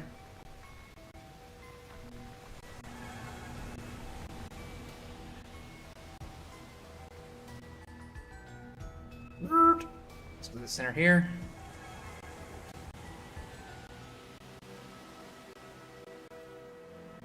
Fire! We dodge one vortex and run into another, over and over and over. What's with this place? It's such a death trap. You almost have to laugh. No worries. The Sandras has made it through worse. Hang in there, everyone! We've come pretty far along the vortex path, but I'm a little worried about the ship's hull. Keep hanging in there, Sandy, old girl. Hard to believe this wreck has stayed together for so long. It's a fine vessel. Where's the goddamned entrance to that seabed temple? Hoogle! Reconnoiter for us, please! I'll keep a sharp lookout from the crow's nest, too. Let's go to the deck.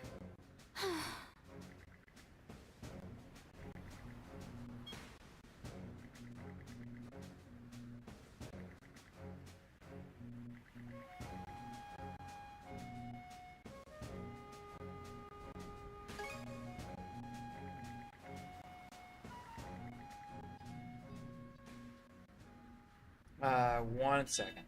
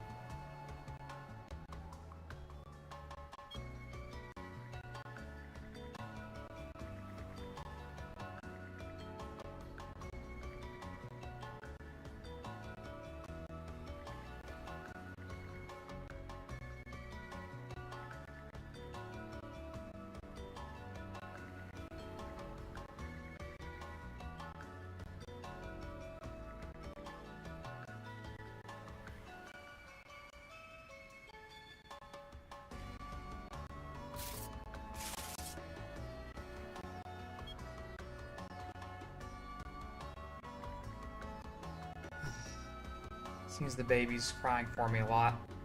So when they get home, I'm probably gonna have to be done. Though I've been going 2 hours, so probably about 2.5 hours total. 30 hours short of what I normally do, but.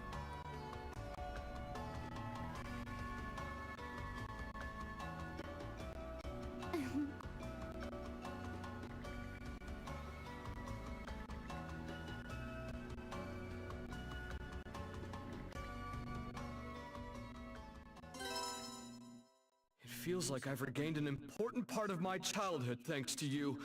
I won't give up on myself just yet. True love must be attained for oneself. I believe I have come to understand that. No longer shall I run away. Anything special down here? Says there's still some quests, so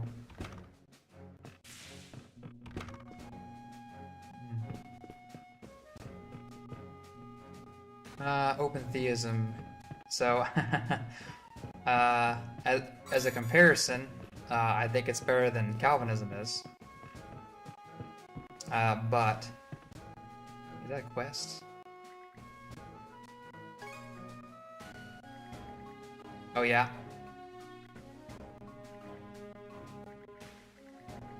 Well, so for let me wait till this is. Let me read this.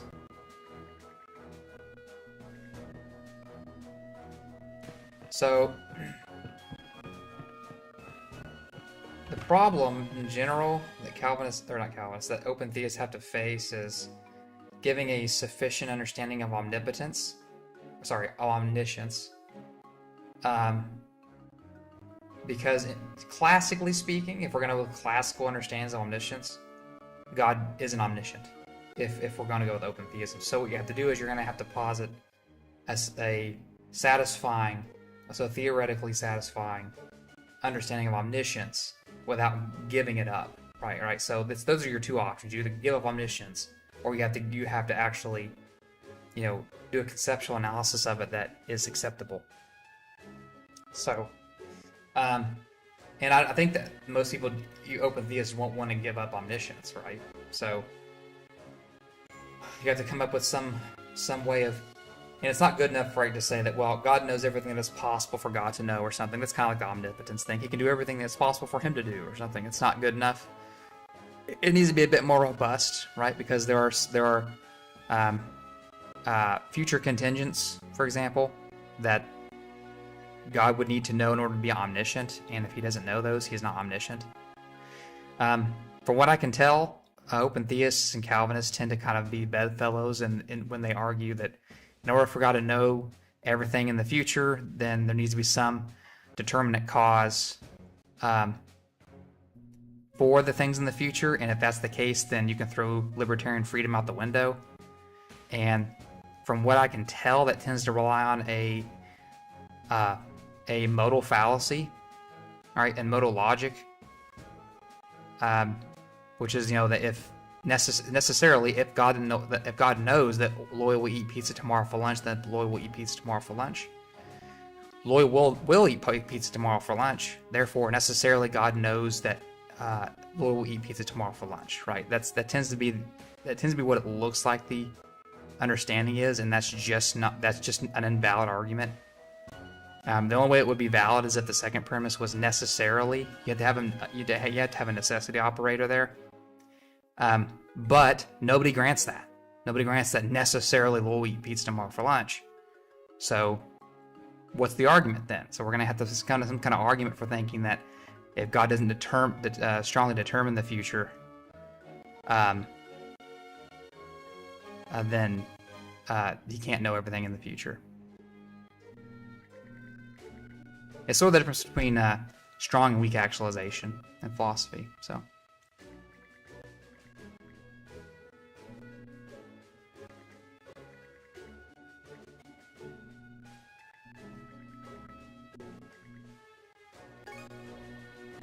Yes.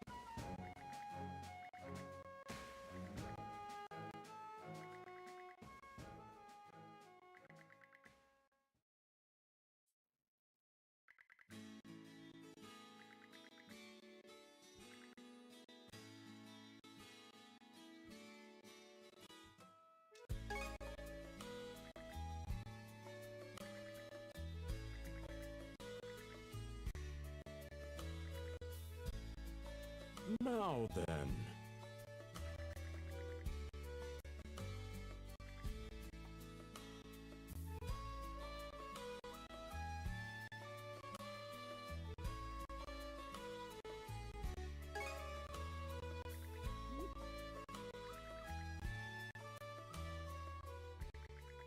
That just about does it.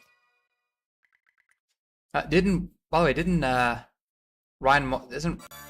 Ryan Mullins has a, I'm trying to remember, didn't he do his doctoral thesis? I thought he did his doctoral thesis on philosophy of time. Wasn't he pressing I don't remember. It's been too long, and I didn't listen to I think he debated Craig, didn't he? And he was arguing for like a sort of like a B theoretic ontology. So what do you think open theist critiques of classical theism for having God that can't interact without causing a change within himself? Of classical theism. So I'm okay with kind of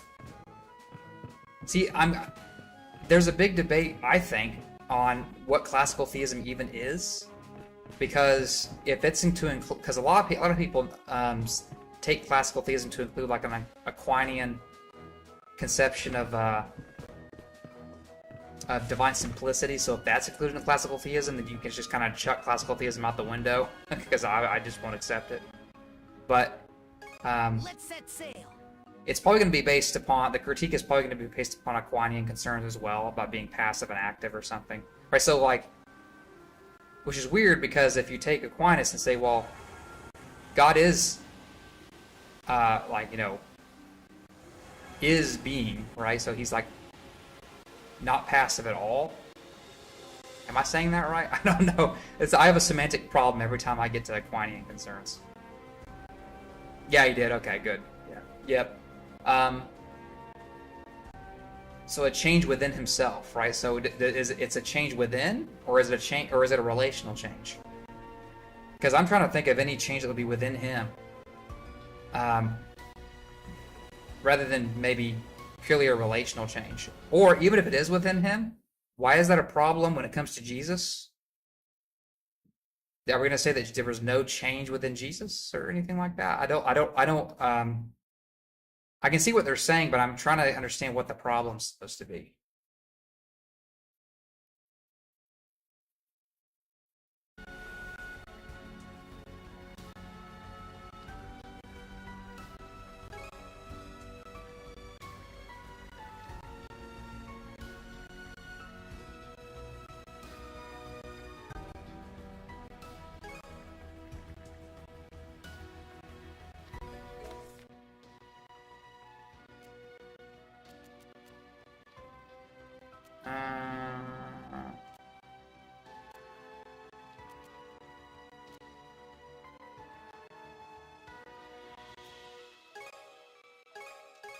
All right, let's Let me get these 2 extra places, and then we'll go to the end place here. Sunshine.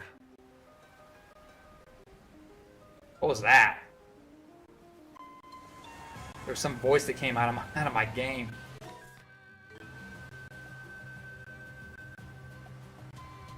So let's go 2 extra places, and we'll go stop at the last area, and then I'm gonna get a drink, and then we'll continue in.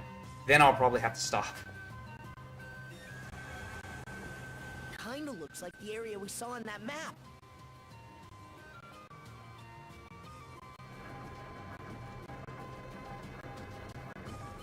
Yeah, agree about the incarnation being a relational and internal short change of sorts. Yeah. I don't see what's wrong with it. Yeah.